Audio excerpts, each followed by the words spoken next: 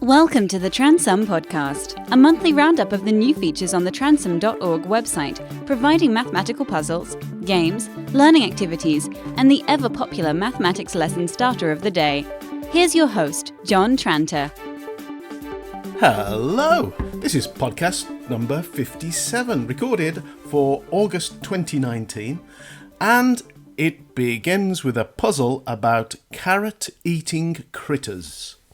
In a field, there are 20 animals, some donkeys, goats, and rabbits, who between them eat 20 carrots.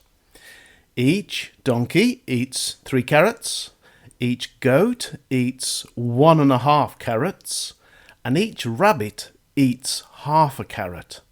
How many of each kind of animal are in the field? Well, I won't repeat that because I know you can very easily rewind this bit of the podcast.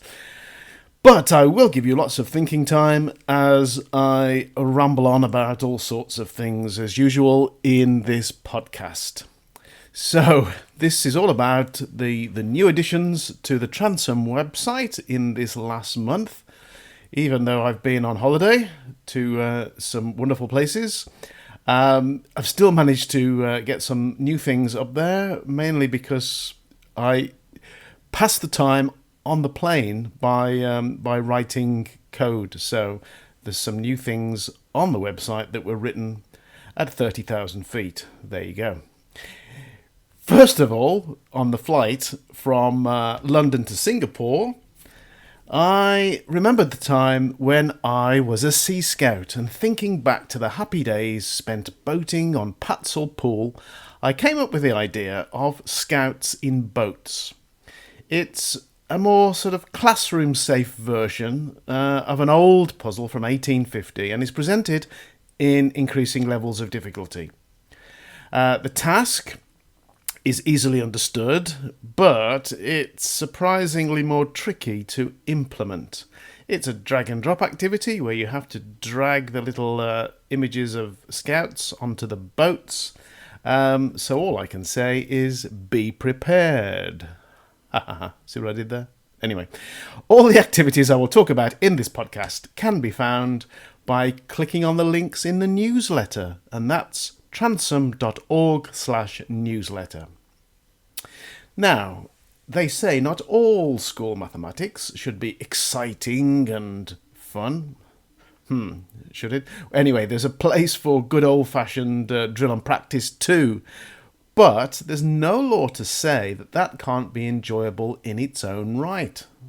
Think of the work of Daniel Pink in the book Motivation. Anyway, the new activity called 3 Prime Sum provides no-frills practice, recalling prime numbers and flexing mental arithmetic muscles at the same time to find 3 prime numbers that add up to the given numbers. The exercise is based on the Goldbach conjecture, believe it or not. It sounds very technical, in-depth and academic.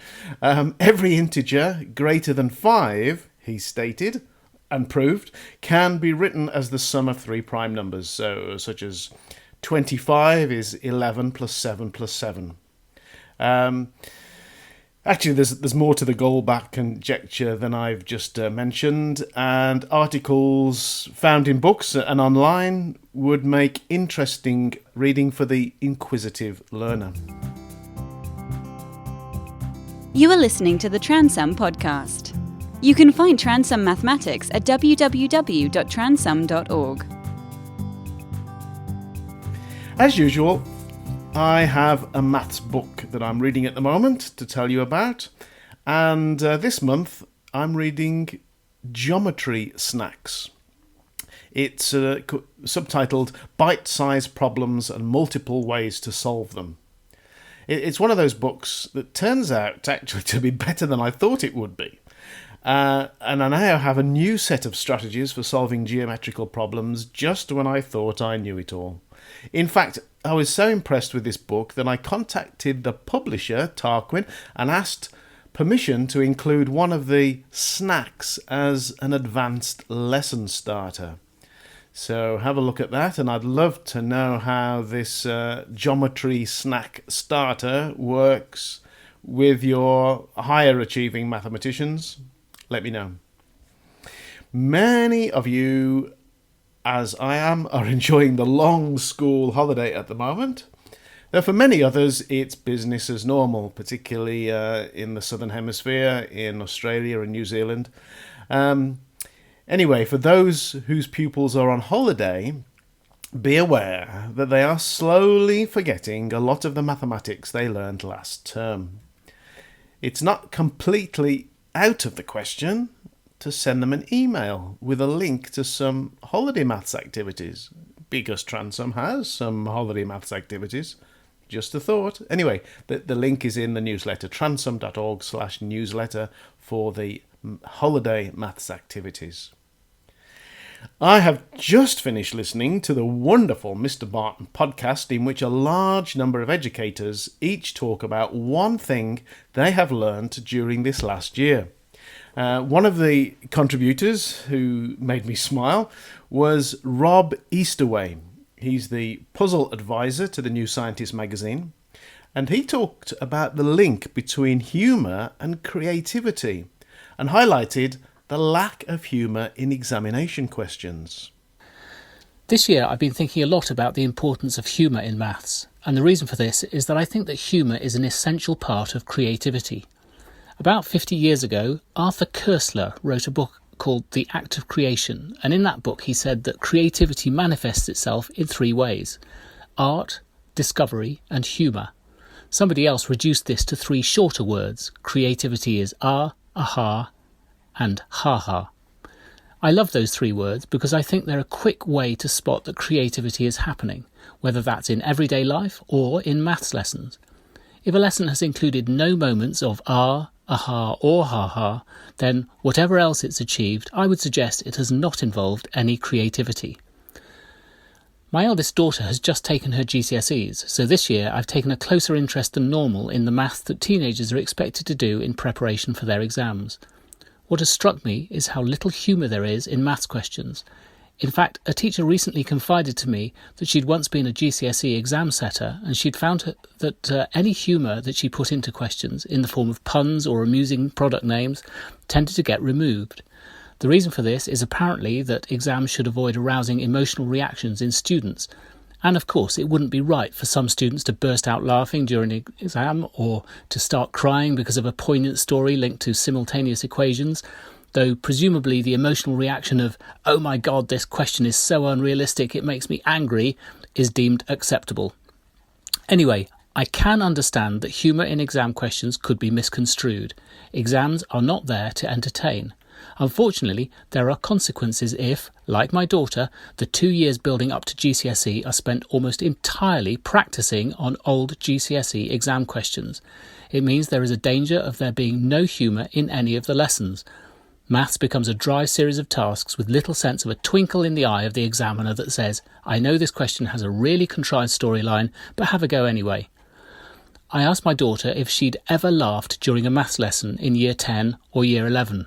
Her reply, no, not once.